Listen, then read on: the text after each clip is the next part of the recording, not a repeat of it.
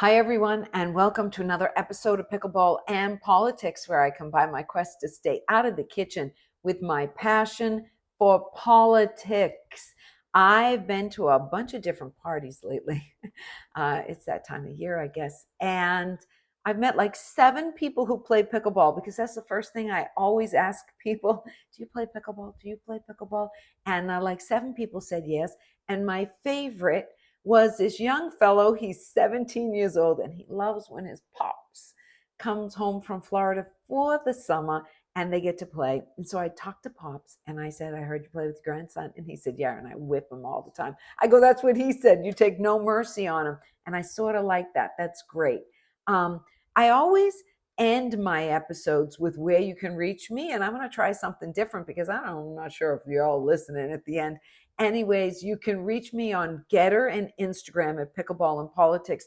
You can reach me on Twitter, which is now the big X, Pickle and Paul. You can go to my website, pickleballandpolitics.com, or you can reach me on my YouTube channel, where you might be right now, at Pickleball and Politics. Give me a thumbs up, subscribe, because you wouldn't want to miss a moment of this now, would you?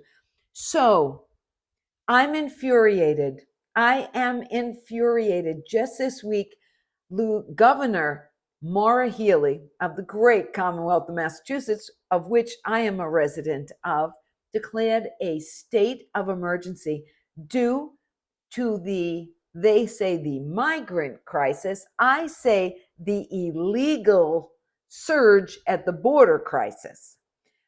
The Commonwealth has absolutely no housing for the thousands and thousands of illegals who've been shipped to this state since Joe Biden has been president, and they have turned their back on all of the illegal border crossings. We all know there are thousands and thousands and thousands of people coming into this country every single day, completely illegal, completely undocumented, completely unvetted. And the Commonwealth has ran out of space for them. Now, they're having a huge problem in Boston because every hospital lobby has become makeshift tent cities. Yeah, they have whole areas of the lobby that they have a tent, and they have a place they get food, and they sleep at night, and that's in almost every hospital in the city. They've taken over armories. They've taken over college dorms, all kinds of space. But the kicker is, first of all, they've run out of space, but they keep on taking them in. It's costing the Commonwealth $54 million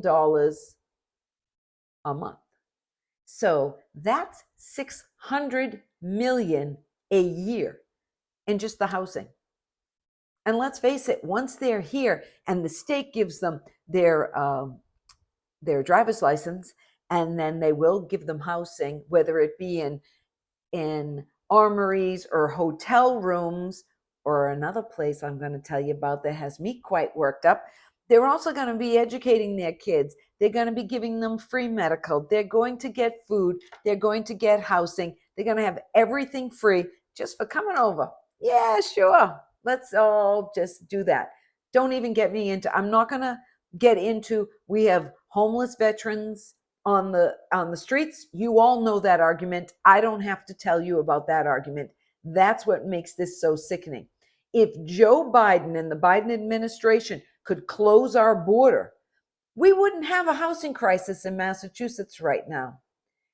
We wouldn't have to worry about where we're going to house all of these illegals into this country. But here's the kicker. The lieutenant governor, Kim Driscoll, came out and actually asked the residents of the Commonwealth of Massachusetts who have an extra room in their house to adopt a family and to welcome them in.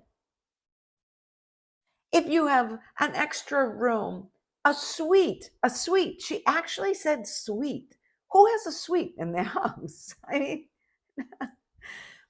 if you have any extra room, please, in your basement, please adopt a family and take them in. We will assist you in every way possible. If you're a landlord with an extra room somewhere, an extra apartment, call us, please. We want to fill it immediately with these illegals. Yeah, we haven't vetted them. We don't know if they're rapists or child molesters or murderers or members of gangs. No, welcome them into your house. Take them in, of course, because don't want to sleep at night. I mean, come on, sleeping means nothing to you. You want to know that the right beside you in the next bedroom in your own house. I mean, do they get their own toilet, their own bathroom? I'm infuriated over this. What do you get up to go to the bathroom in the middle of the night and you've got these migrants in your house? Are they insane?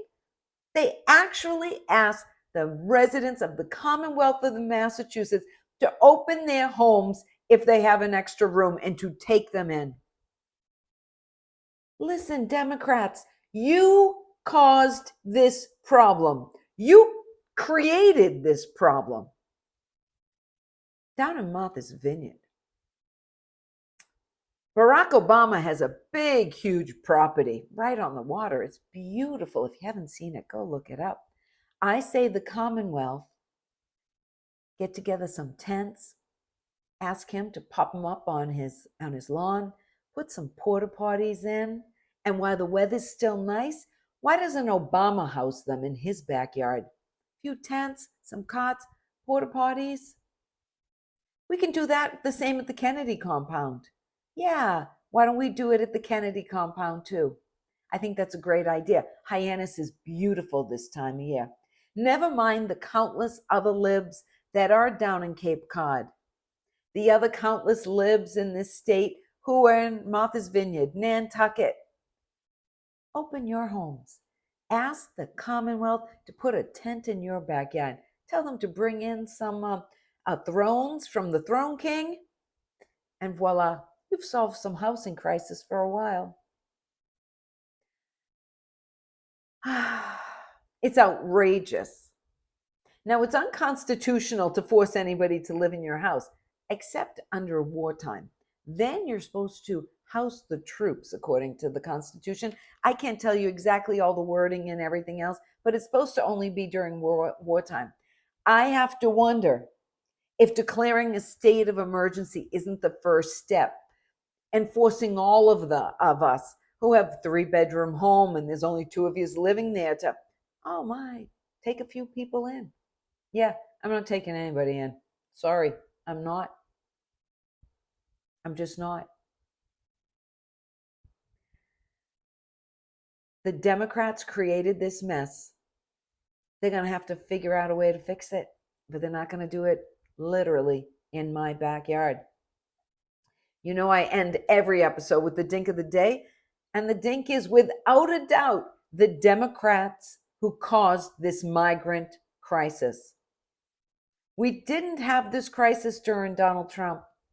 There were not thousands and hundreds of thousands of illegals crossing the border every month. Never mind the human trafficking that goes on. And we've talked about that because that's also rampant.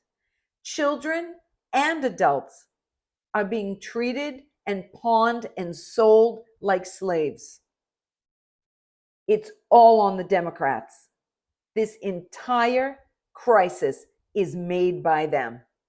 So the dink of the day are the Democrats who caused this housing crisis in this country.